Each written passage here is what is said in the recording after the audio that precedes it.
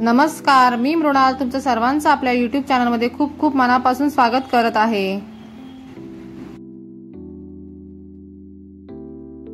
आज आपण पाहणार आहोत गरमागरम घेरलेलं पिठलं आणि गरमागरम तांदळाची भाकरी कशी बनवणार आहोत। तर व्हिडिओ कुठेही स्किप न करता शेवटपर्यंत बघा। चला आपण रेसिपीला सुरुवात करूया। एक मोठ्या आकाराचा कांदा घ्यायचा आणि तो बारीक चिरून घेऊया। बघा, घेरलेलं पिठलं बनवताना बऱ्याचदा काय होतं की गुठळ्या राहतात पिठाच्या, तर त्या राहू नये म्हणून मी ह्या व्हिडिओमध्ये ट्रिक्स सांगितलेल्या आहे। तर व्हिडिओ हा तुम्ही शेवटपर्यंत बघा आणि ही रेसिपी तुम्ही घरी नक्की ट्राय करा। 10-12 लसूण पाकळ्या घ्यायच्या आहेत, थोडा लसूण जास्तीचाच घालायचा। त्याच्यानंतर आपण तिखटवाली जी मिरची असते ती आपण 3 घेणार आहोत। तुमच्या घरी तिखटाचं प्रमाण कसं आहे त्या हिशोबाने तुम्ही मिरची घातली तरी चालेल। आणि हा ठेचा आपण आता खलबत्त्यामध्ये असा जाडसर करून घेऊया।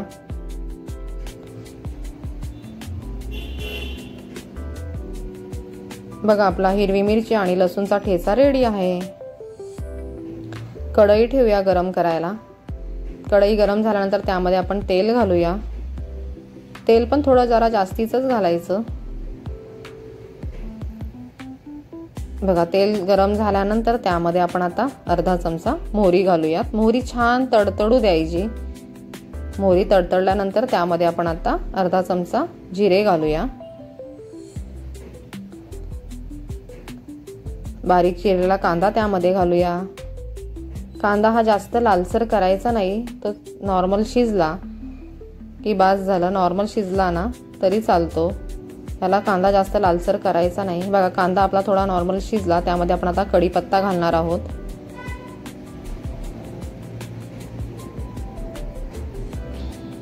त्यानंतर आपण हा ठेचा त्यामध्ये घालूया। तो छान तेलामध्ये आता फ्राय करून घेऊया आपण।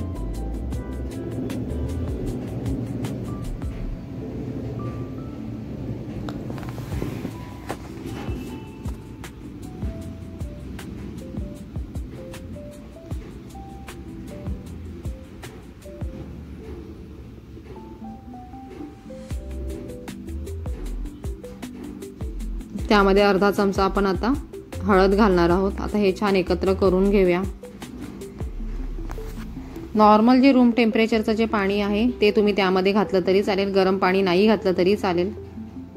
घेरलेल्या पिठल्याची रेसिपी म्हणजे तुम्हाला कन्सिस्टन्सी कशी पाहिजे त्या हिशोबाने तुम्ही पाणी घाला। त्यामध्ये आपण आता बारीक चिरलेली कोथिंबीर घालणार आहोत। चवीप्रमाणे मीठ घालूया। तुम्हाला किती पातळ पाहिजे त्या हिशोबाने तुम्ही पाणी घातलं तरी चालेल। आता छान दणकून अशी उकळी आणूया त्याला।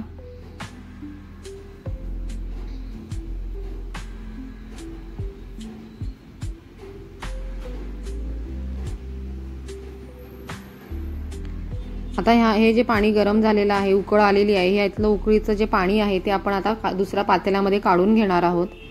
बघा, ही तुम्हाला मी ट्रिक सांगणार आहे।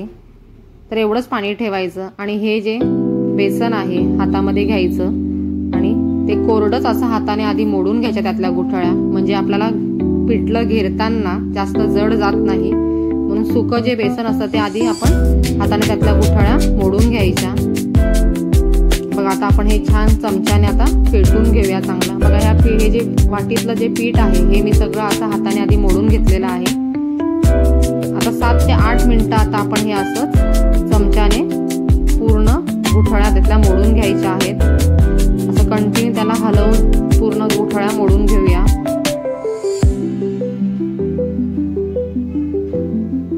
सात ते 8 मिनिटं सहज लागतात, म्हणून जास्त घाई करायची नाही। म्हणजे गुठळ्या बघा किती छान असं गुठळ्या मोडल्या गेल्या आपल्या।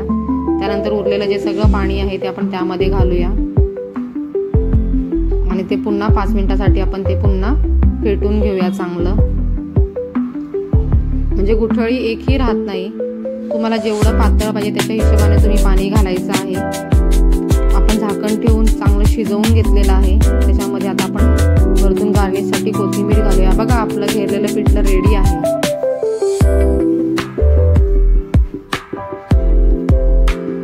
आता आपण तांदळाची गरमागरम भाकरी करूया। तुम्हाला जर तांदळाच्या भाकरीची रेसिपी पाहिजे असेल तर मला कमेंट सेक्शनमध्ये जाऊन कमेंट्स करून सांगा। तुम्ही जर आपल्या YouTube चॅनलवरती नवीन असाल तर आपल्या YouTube चॅनलला सबस्क्राईब करा आणि सर्वात महत्त्वाची गोष्ट म्हणजे नोटिफिकेशन तुम्ही ऑन नसेल केलं तर ते ऑन करा.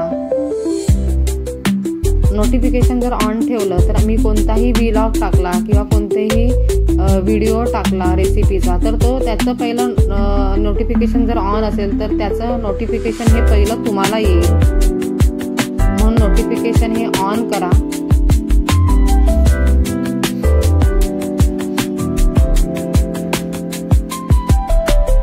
व्हिडिओ हे शेअर करत जा, लाईक करा आणि कमेंट सेक्शनमध्ये जाऊन कमेंट्स पण करा.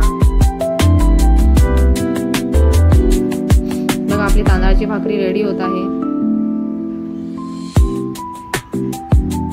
छान आपली तांदळाची भाकरी थापून झालेली आहे बघा.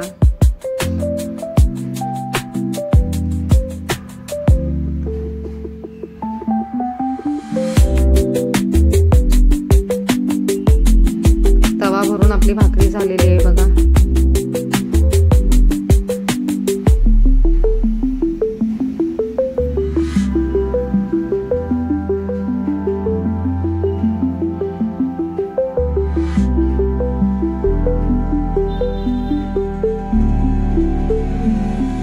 गरमागरम तांदळाची भाकरी, गरमागरम घेरलेलं पिठलं आणि त्याच्यासोबत कांदा, लोणचं आणि पापड.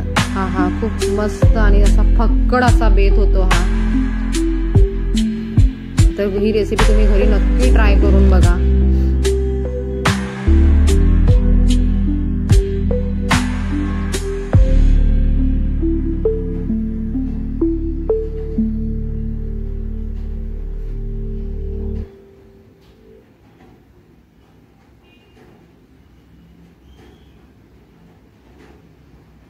बघा आपली अशी मस्त तांदळाची टम्म अशी भाकरी आपली फुगलेली आहे.